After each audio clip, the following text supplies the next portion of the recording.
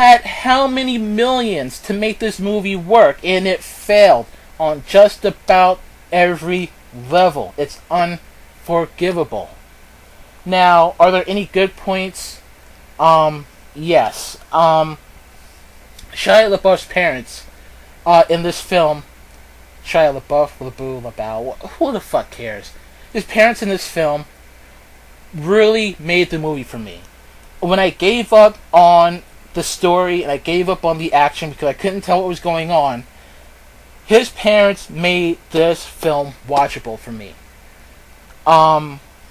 Their acting is not the best, but is better than the main characters, and at least it's humorous. You know, it's a ray of hope in this otherwise abysmal film.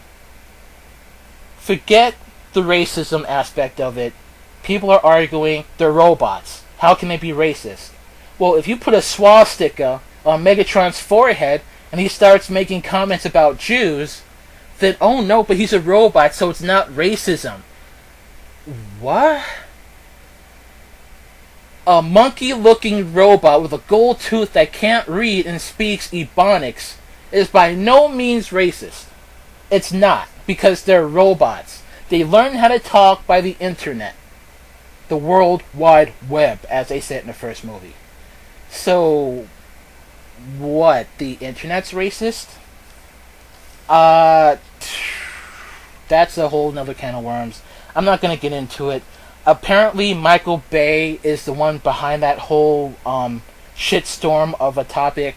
Apparently, the people who wrote this movie are ducking for cover and pinning the whole thing on Bay because they did not intend for the characters to be that way. This was his decision, this was his call, and they're actually on record as saying they were disappointed about that whole aspect of the characters, Mudflap and Skids. The writers had nothing to do with that. So, again, the fact that the writers are distancing themselves from their own work tells you that this film is garbage. Okay? I don't need to say anything more. That fact alone tells you that this movie's crap. Now, is there anything redeeming besides Shia's parents in this movie? The cars looked pretty when they weren't, blowing stuff up. We do get to see Decepticon genitalia, which is always, entertaining. I went to this movie just for that. I sat there and said, you know what? Fuck everything else. Let's see some Decepticon balls on the screen. I came here for that. Thank you, Michael Bay. You made my wish come true. Yes, I could not live another week without seeing giant Decepticon balls hanging and scaling a pyramid. That made my week right there. So yeah, pretty much I'm saying that this movie is terrible. If you liked it, that's good. I cannot turn my brain off, as my friend St. Jimmy's here said. I cannot turn my brain off. It is always on, and I am always looking at what's in front of me, and I am criticizing it, and I'm taking it all in, the good and the bad. Unfortunately, there was not a lot of good in this film, if any. But again, if you liked it, I'm not going to bash you. That's your prerogative. Clearly, a lot of people did like it.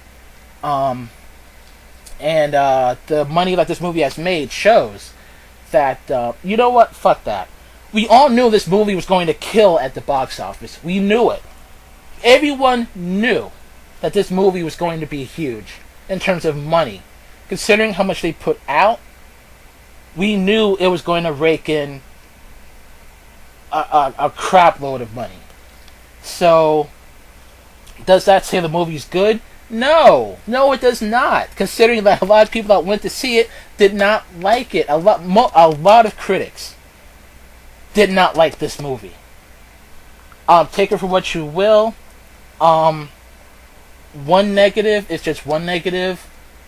But 1,000 negatives and 2 positives You gotta kind of listen to the negatives at that point. Um, it's just a bad film, and again, I'm very open, I'm very objective to what I watch, and I have to say, I was very disappointed. I was slightly offended that they would pass this off onto consumers as a legitimate film, when clearly, yes, it's made for kids. Okay, fine, we know it's for children. At the same time, we're not idiots, okay? We should be treated as intelligent individuals and not spoon-fed garbage like this. If you do not speak up now and let people know, we will continue getting garbage like this. Now, I am going to put myself in the frying pan and say, I actually enjoy Terminator more than Transformers 2. Was Terminator a blockbuster? No. Was it perfect? No.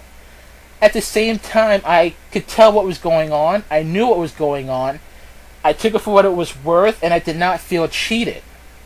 Transformers 2 cheated me. The only thing good, and again, I'm going back to something good about the film. The only thing good about the film was it was in IMAX. That's all. The seats were comfortable. The colors were vivid, except on the Transformers themselves. And the screen was big. It was bright. Too bad what was on the screen was boring and dull and just made for the mindless masses that cater to these types of films. Now, am I insulting the people that enjoyed it? No. But at the same time, you have to kind of ask yourself, why? Why did you enjoy it? Was he acting good? If you said yes, then that's your prerogative. But again, if you said yes, the acting was good, what are the other movies you enjoy? Look at that. Look at this, and then ask yourself again: was the acting really good? Be honest. Be honest with yourself. That's all I can say. If you can sit through this and turn your brain off, then say yes. I watched it. I enjoyed it because I was not expecting anything. And don't say this movie is for children. No, if it's for children, why are you sitting there? If you're 40 years old, why are you sitting there? This is not The Incredibles, even though that was in itself a good movie. It was intended for children as well. It was a great movie, but it was geared for children, and it was good.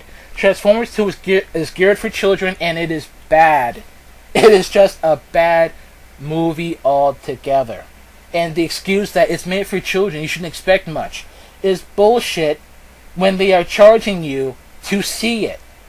If it was for children, it should have went straight to DVD where it could be ignored forever. But no, it is in the movies, okay? It is for you to go out and pay to see.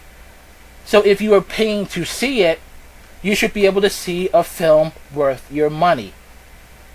Come on. If you have over $15 million to make a movie, it should be at least watchable. Not an epic, but watchable.